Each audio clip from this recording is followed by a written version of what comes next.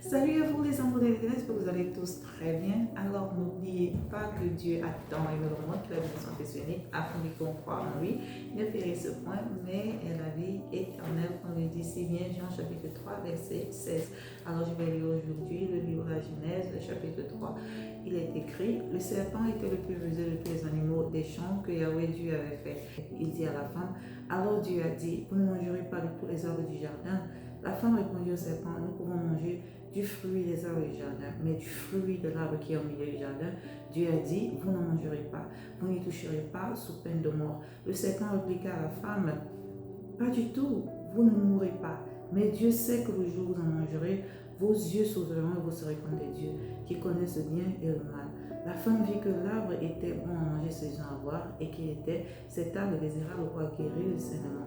Elle prit son fruit et mangea. Elle en donna aussi à son mari qui était avec elle et il mangea.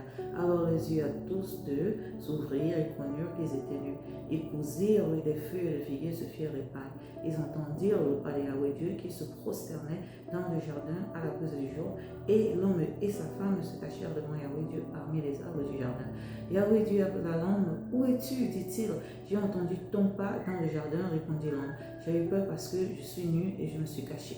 Il reprit, et qui t'a appris que tu étais nu? Tu as donc mangé de l'arbre dont je t'avais défendu de manger. L'homme répondit, c'est la femme que tu as mise auprès de moi qui m'a donné de l'arbre et j'ai mangé. Yahweh Dieu dit à la femme, qu'as-tu fait là? Et la femme répondit, c'est le serpent qui m'a séduite et j'ai mangé. Alors Yahweh Dieu dit au serpent, parce que tu as fait cela, maudit sois-tu entre tous les bestiaux et toutes les bêtes sauvages. Tu marcheras sur ton ventre et tu mangeras de la terre tous les jours de ta vie. Je mettrai une austérité entre toi et la femme, entre ton lignage et le sien, et t'écrasera la tête, et tu l'atteindras au talon. À la femme, il dit, je multiplierai la peine de tes grossesses, dans la peine tu enfanteras des fils, ta convoitise te poussera vers ton mari, et lui dominera sur toi. À l'homme, il dit, parce que tu as écouté la voix de ta femme, et que tu as mangé de l'arbre dont je t'avais interdit de manger, maudit soit le sol à cause de toi, à force de peine tu en tireras ce sens tous les jours de ta vie. Il produira pour toi épines et chardons, et tu mangeras l'herbe des champs. À la sueur de ton visage, tu mangeras ton pain, jusqu'à ce que tu retournes au sol, puisque tu en fus tiré, car tu es glaise, et tu retourneras à la glaise. L'homme appela sa femme Ève, parce qu'elle fut la mère de tous les vivants. Yahweh Dieu fit à l'homme et à sa femme des tuniques de peau et les en vêtit. Puis Yahweh Dieu dit, voilà que l'homme est devenu comme l'un de nous pour connaître le bien et le mal, qu'il n'étende pas maintenant la main, ne cueille aussi de l'arbre de vie, n'en mange et ne vive pour toujours. Et Yahweh Dieu le renvoya du jardin d'Éden pour tirer au sol d'où il avait été tiré. Il bannit l'homme et il posta devant le jardin d'Éden les chérubins et la femme du lèvre furent pour garder le chemin de l'arbre de vie. C'est un chapitre super intéressant.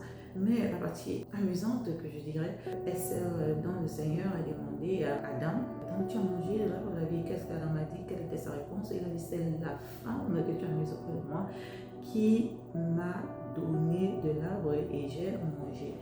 Alors, ce que je retiens ici, Adam aurait pu demander, n'est-ce pas, à l'Éternel des excuses de lui avoir désobéi, mais il n'a pas fait.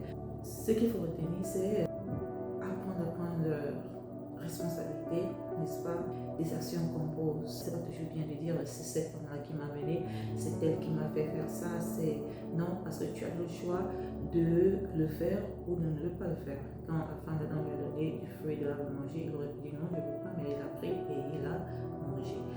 Alors c'est ça qui est question, apprenons à faire de meilleurs choix et surtout à être responsable de nos choix, parce que chaque choix, n'est-ce pas, va avec des conséquences. Sur ce, je vais m'arrêter et rester béni. Bye.